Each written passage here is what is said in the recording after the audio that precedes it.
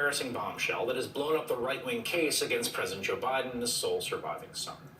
The special counsel investigating the Bidens, Trump-appointed U.S. Attorney David Weiss, has now indicted his own key informant for lying.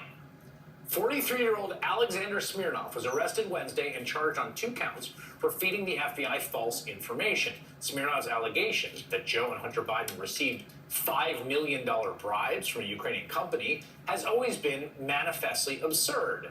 And yet, it was the central point of the Republican argument for President Biden's impeachment.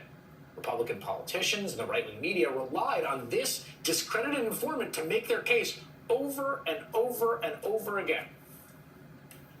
A veteran FBI informant alleging both the president and Hunter Biden each took $5 million in bribes. The details come from an FBI informant who is very trusted. A highly reliable informant that has always checked out all the information he's ever given us is checked out. We have determined that whistleblower is extremely credible. This is a very crucial piece of our investigation. A confidential human source that had been reliable previously to the FBI. A confidential informant that they had on the payroll documented allegations of bribery from a trusted FBI confidential human source has now finally been released. Now its contents are devastating.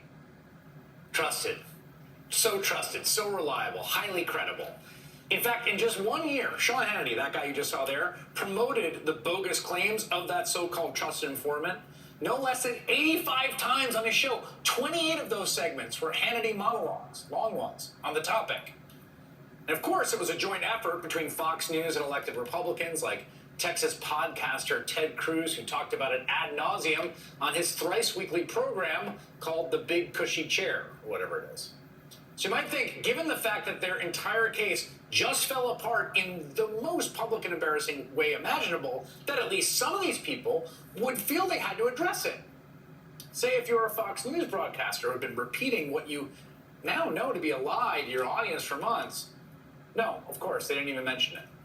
As of last night, at least. Fox News, take a look at what they were talking about last night when the story broke on Fox News. And welcome to Hannity, and today was an unmitigated disaster for Fulton County DA Fani Willis. Fanny lines blurred, allowing a county DA to bring charges against a former U.S. president is absurd and destructive. Fanny and the lover boy in the hot seat. The Trump Georgia case falls apart. But remember, this isn't the Fanny and Loverboy scandal. It's a Biden scandal. We also have to remember that Joe Biden at this point is essentially a vegetable. Another knock on Joe Biden's leaky bucket of a brain. Obama and the CIA caught cooking the books. Brand new bombshells. Just the usual charming content across all of Fox News primetime last night during this big story. There were 0 mentions of their favorite FBI informant. 0. Now, I think tonight they might get to it once they've gotten their stories straight. Break it to their audience. The person they've been relying on for over a year with this ludicrous claim wasn't telling the truth, has in fact been arrested for making it up. But, we know this. Fox News is not a journalistic organization. Their purpose is to create an alternate reality for their viewers where they hear only what the conservative movement wants them to hear. We know that because they paid out the largest media defamation settlement in all of U.S. history to the tune of nearly $800 million for creating the alternate reality the election was stolen from Donald Trump, and we know they knew that was false. And believe me, they saw the news about their number one informant yesterday. They just chose to ignore it. How embarrassing. Here I was thinking Sean Hannity always wants to set the record straight.